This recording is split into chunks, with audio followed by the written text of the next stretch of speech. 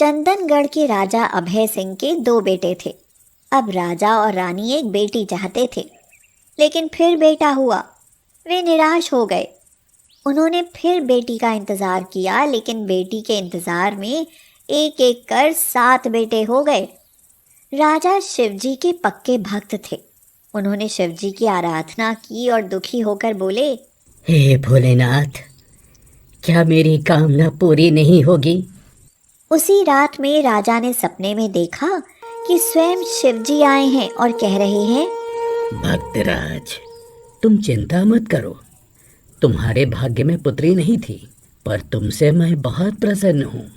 मैं तुम्हें पुत्री का वरदान देता हूँ। ऐसा अद्भुत सपना देखकर राजा जाग गए। उनके यहाँ फिर बेटी का जन्म हुआ। राजा और रानी की खुशी का पारावार नहीं रहा।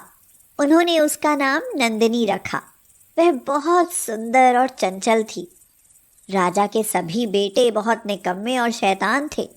रोज दरबार में लोग शिकायत करने आते, महाराज, महाराज दुहाई हो, मेरी मूछें ही मेरी शान थी। बड़े राजकुमार वीर सिंह ने नाई से कहकर मेरी आधी मूछ ही साफ करवा दी है। अब ऐसी शक्ल देखकर लोग हंस रहे हैं। इतनी जल्दी अब मैं मूछें कहाँ से लाऊंगा? पिताजी, ये मुझे देखकर अपनी मूछें ऐंठने लगा, तभी मुझे गुस्सा आया। महाराज, महाराज, मंझले राजकुमार ने आज मुझे पेड़ से उल्टा लटका दिया और मेरे बाग के सारे फल और पेड़ तोड़कर नाश कर दिए। मैं गरीब कहीं का ना रहा महाराज। महाराज, संजले राजकुमार ने मेरी दूध और दही की सारी मटकियाँ फोड़ डाली। अब मैं क्या करूं? हम राजकुमारों को उनकी शरारत के लिए दंडित करेंगे। मंत्री जी, इन सारे लोगों के नुकसान की भरपाई कीजिए। लेकिन सबसे छोटा बेटा और बेटी बहुत अच्छे स्वभाव के थे। राजा सबसे ज्यादा उन्हें प्यार करता था और अपने दूसरे बेटों के लिए भगवान से प्रार्थना किया करता था और पूजा करते हुए कहता था, हे भोलेनाथ, मुझे बेटी तो आपने बहुत अच्छी दी है प्रभु, पर ये पुत्र बंदर के रूप में दे दिए। अब इनकी बुद्धि भी शुद्ध कर दीजिए। ये ठीक हो जाएं तो मैं धन्य हो जाऊं। धीरे धीरे सभी राजकुमार और राजकुमारी बड़े हो गए। नंदिनी पड़ोसी राज्य के राजकुमार कार्तिक से प्यार करने लगी, जो राजकुमारों को बिल्कुल पसंद नहीं था। भाइयों, ये कार्तिक हमारे दुश्मन राजा सुमेर सिंह का बेटा है और नंदिनी उसे प्यार करती है। इसे मना करो, वो कार्तिक को भूल जाए। हम उसकी दूसरे राजकुमार से शादी कराएंगे। लेकिन नंदिनी ने साफ मना कर दिया और बोली, नहीं, मैं और किसी से नहीं, कार्तिक से ही शादी करूंगी। उसमें तो मेरी जान बसती है। अब सब भाई अपनी छोटी बहन नंदिनी से ईर्ष्या करने लगे, क्योंकि राजा ने भी धमका दिया था और कहा था, अगर तुम लोग ऐसे ही कुकर्म करते रहोगे तो मैं अपना सारा राज्य नंदिनी को दे दूंगा। यह सुनकर सभी राजकुमार सकते में रह गए। वे बहुत डर गए। भाइयों, पिताजी हम लोगों के साथ अन्याय करते हैं। बहन नंदिनी को ये सबसे ज़्यादा चाहते हैं और नंदिनी भी हमसे ज़्यादा दुश्मन राजकुमार कार्तिक को चाहती है। तो चलो आज नंदिनी को ही ठिकाने लगा दें, फिर राज्य हमारा। हाँ हाँ भाई, चलो, नहीं तो पता नहीं ये किस दिन पड़ोसी राजा से मिलकर हमें ख़त्म करवा देगी। लेकिन उन्होंने सबसे छोटे भाई करण को अपनी योजना नहीं बताई, क्योंकि वह अपनी बहन को बहुत ज़्यादा प्यार करता था। चलो बहना, तुम्हें जंगल के मीठे मीठे फल खिलाएं, हम अपने हाथों से तोड़ेंगे। वाह भैया, आप सब तो एकदम से बदल गए। चलो। सब लोग नदी के किनारे वाले जंगल में पहुंचे। वीर सिंह ने कहा, भैया करण, जाओ तुम नदी से पानी भर कर ले आओ, तब तक हम बहना को फल खिलाते हैं। करण पानी लेने गया। तब तक यहाँ वीर सिंह ने तलवार से नंदिनी को मार डाला और छहों भाइयों ने गड्ढा खोदकर उसे वहीं गड़ा दिया और सब बैठकर रोने लगे। बहुत देर बाद जब करण पानी लेकर लौटा तो उसने कहा, लो पानी। बहना कहाँ है? तुम्हारे जाते ही एक शेर ने हमला कर दिया और वो नंदिनी को खा गया। यह सुनकर करण भी रोने लगा, लेकिन उसे संदेह हो गया था। वह कहने लगा, कहाँ पर खींच ले गया था शेर? चलो चलकर उसे ढूंढे। तुम लोग झूठ बोल रहे हो। हाँ, हमने उसे मारकर यहीं दफन कर दिया है। बताओ अब क्या करोगे? तुम्हारे पास क्या सबूत है कि हम झूठ बोल रहे हैं? चलो चुपचाप यहाँ से। सबने राजा के सामने भी यही बता दिया कि नंदिनी को शेर खा गया। राजा अपनी बेटी नंदिनी के गम में उदास रहने लगे। करण को भी नंदिनी की बहुत याद आ रही थी। अब वह अपने भाइयों से अलग घर में रहता था और इधर उधर मारा मारा फिरता था। बाकी सभी राजकुमार बहुत खुश थे। करण अब उस जगह पर रोज आता जहां पर उसकी बहन नंदिनी दफनाई गई थी। एक दिन करण वहां गया तो आश्चर्यचकित रह गया और बोला, अरे, अचानक से इतना बड़ा बांसों का झुंड यहाँ पर कैसे हो गया है? ये तो बहुत आश्चर्य है। तभी वहां हवा चलने लगी और उन बांसों से आवाज आने लगी। ये कैसी आवाज है? लगता है कोई कह रहा है, भैया मुझे ले चलो, भैया मुझे ले चलो। करण ने उन बांसों से एक बांस काटा और एक बांसुरी बजाई। उस बांसुरी से बहुत मीठी आवाज आती थी। अब उसे जब भी नंदिनी की याद आती वह अपने घर में बांसुरी बजाने लगता था। चारों तरफ सुरीली आवाज गूंजने लगती। करण को खाने पीने का भी ध्यान नहीं रहता, लेकिन अब एक चमत्कार हो रहा था। वह बाहर से घूमकर आता तो हैरान रह जाता और सोचता, अरे, मेरे घर को किसने साफ कर डाला है?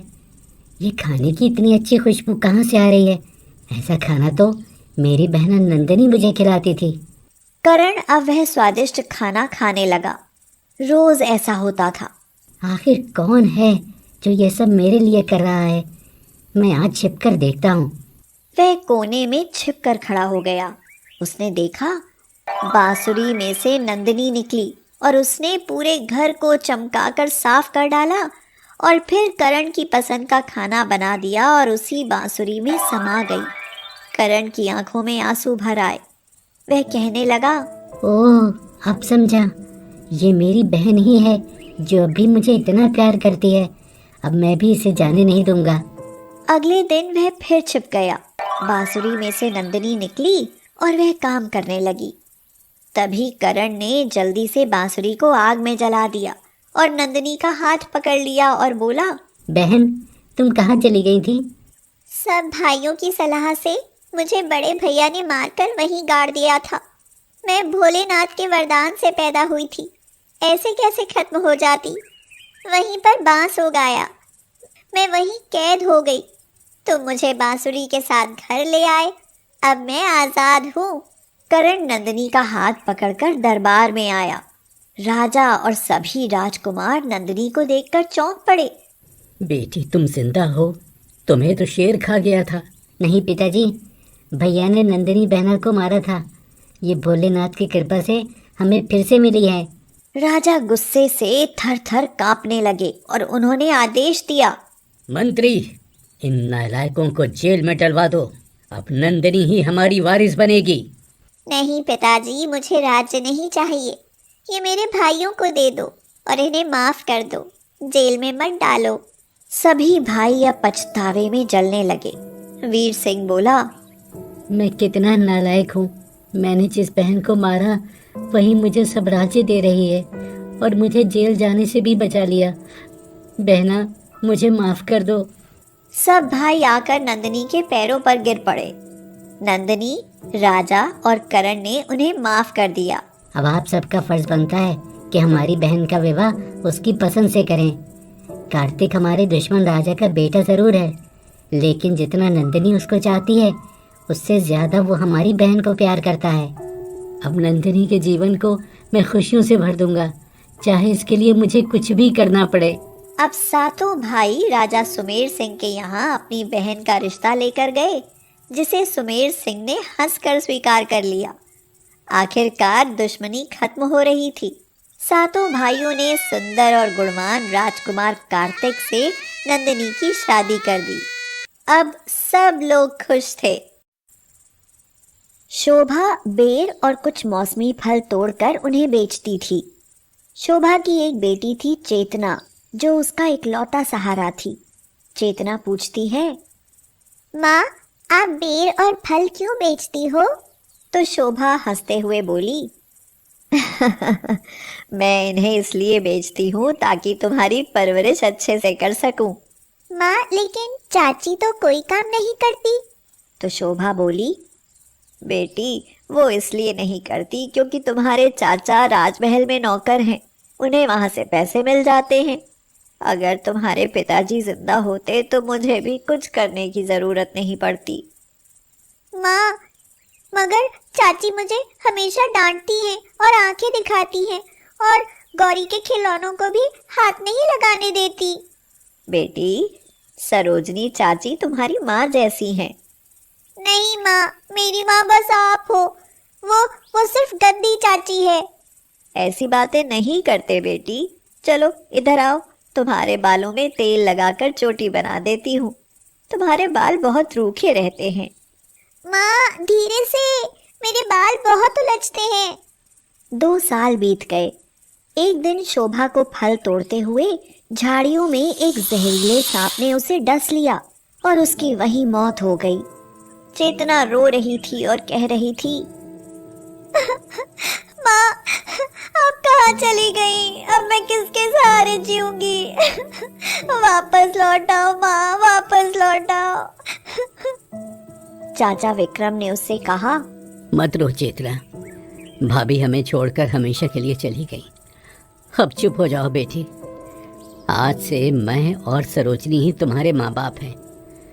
चलो अब तुम हमारे पास गौरी के साथ रहना। उस कच्ची कोठरी में तो उसे माँ के बिना बहुत डर लगेगा।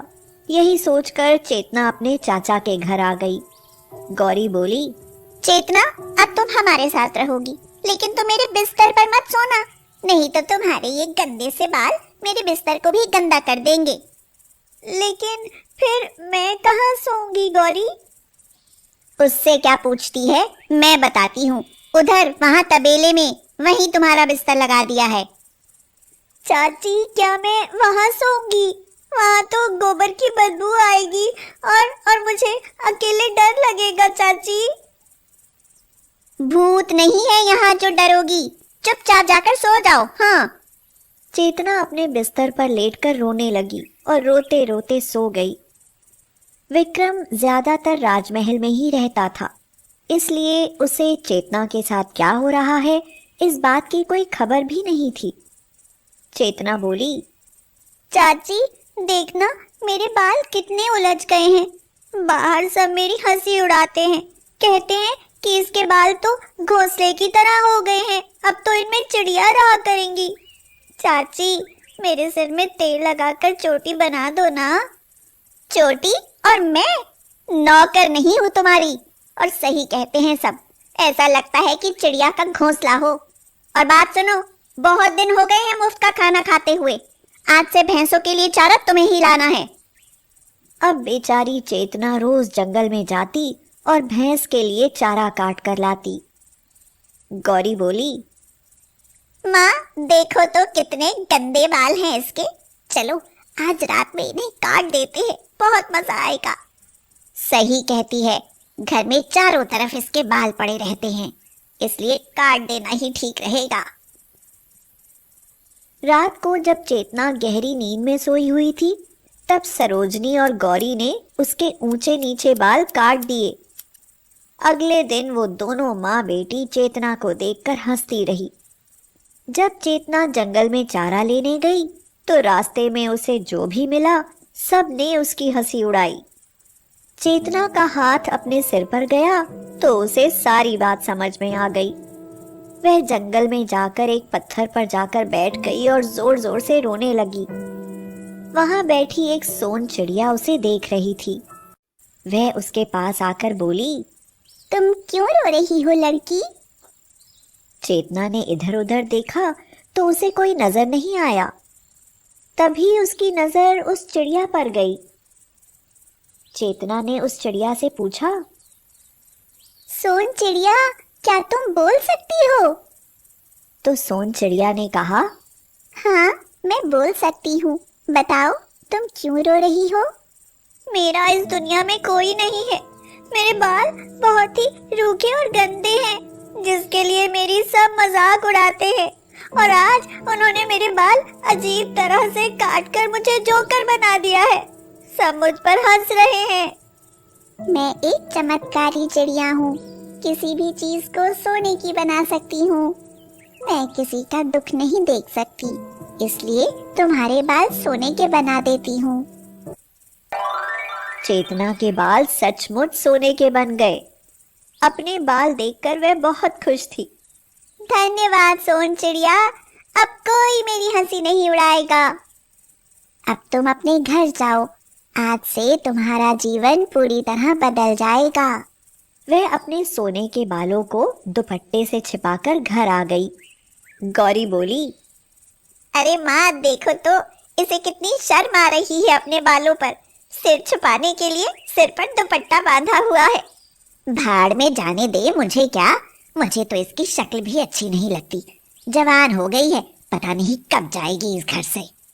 चेतना हमेशा अपने बाल बांधकर और छिपाकर रखती थी। एक दिन कंघी करने पर कुछ बाल टूटकर नीचे गिर गए, जिन्हें देखकर गौरी उन्हें उठाकर झटपट सरोजनी के पास पहुंची और बोली, माँ देखो, हमारे घर में सोने के बाल। सरोजनी ने हैरानी से कहा, अरे हाँ गौरी, ये तो सचमुच सोने के बाल हैं।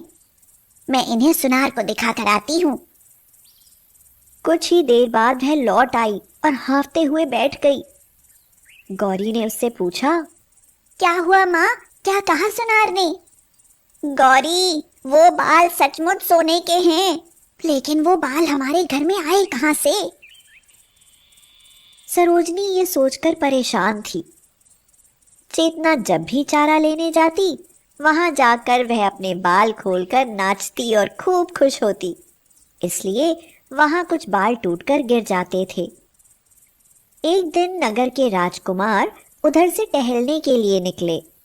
उन्होंने रास्ते और झाड़ियों पर पड़े हुए सुनहरे बाल देखे और कहा, सेनापति, ये देखो कितने चमकदार सोने जैसे धागे पड़े हुए हैं। राजकुमार, ये धागे नहीं, सोने के बाल हैं। सोने के बाल और यहाँ जंगल में, ये किसके हो सकते हैं? राजकुमार, ये बाल किसी जानवर या पक्षी के नहीं, बल्कि किसी लड़की के लगते हैं, क्योंकि इतने लंबे बाल किसी लड़की के ही हो सकते हैं। इसका मतलब नगर में कोई ऐसी लड़की है जिसके बाल सोने के हैं। अगर कोई उस लड़की को हमारे सामने ले आए तो हम उसे मुँह मांगा इनाम देंगे। इसके लिए नगर में ढिंढोरा पिटवा दो। मुंह मांगे इनाम की घोषणा सुनकर सब लोग सोने की बाल वाली लड़की को ढूंढने लग गए। एक दिन चेतना सो रही थी। नींद में उसके सिर से दुपट्टा खुलकर नीचे गिर गया। गौरी अपनी माँ को बोली, माँ जल्दी इधर आओ, देखो चेतना के बाल सोने के हो गए हैं। सरोजनी हैरान होकर बोली, हाय, ये कैसा चमत्कार है, हमने तो इसके बाल काट दिए थे। माँ ये सोई हुई है, चलो जल्दी से इस बात की सूचना राजकुमार तक पहुँचा देते हैं, फिर हमें मुंह मांगा इनाम मिलेगा और हम बहुत अमीर हो जाएंगे। हाँ गौरी, चल जल्दी चलते हैं।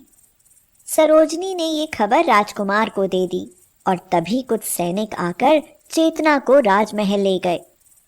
राजकुमार उसके बाल और सुंदरता देखकर मुग्ध हो गए। सोने के बालों वाली लड़की, तुम बहुत सुंदर हो, मैं तुमसे विवाह करना चाहता हूँ। सरोजनी आंखें फाड़कर उन्हें देखने लगी। आपको ये लड़की कहाँ मिली? मिली कहाँ, ये तो हमारी बेटी है। मैं सोने के बालों वाली लड़की को ले आई हूँ, मुझे आपके वादे के मुताबिक इनाम चाहिए। ये तुम्हारी बेटी है? तुमने इनाम के लालच में इसे हमें सौंप दिया। इसके लिए तुम्हें इनाम नहीं, सज़ा मिलेगी। सैनिकों, डाल दो इन्हें काल कोठरी में। राजकुमार, ये मेरी चाची हैं, इन्होंने मेरी परवरिश की है, इसलिए मैं चाहती हूँ कि आप इन्हें सज़ा मत दो, तभी मैं आपसे शादी करूँगी। ये तुम्हारी चाची हैं? तभी मैं सोच रहा था कि कोई माँ इनाम के लिए अपनी बेटी को किसी के हवाले कैसे कर सकती है। ठीक है, तुम्हारे लिए मैं इन्हें माफ़ करता हूँ। चेतना, मुझे माफ़ कर दो, मुझे लालच आ गया था, तुमने मुझे बचा लिया। इस बात का एहसान मैं कभी नहीं भूलूंगी। आज से तुम भी मेरी बेटी हो, मैं हमेशा तुम्हें अपनी बेटी की तरह समझूंगी। चेतना अपनी चाची के गले लग गई और बोली, चाची, मैंने तो हमेशा आपको माँ समझा है। और फिर चेतना और राजकुमार की शादी हो गई और वो दोनों प्रेम से रहने लगे।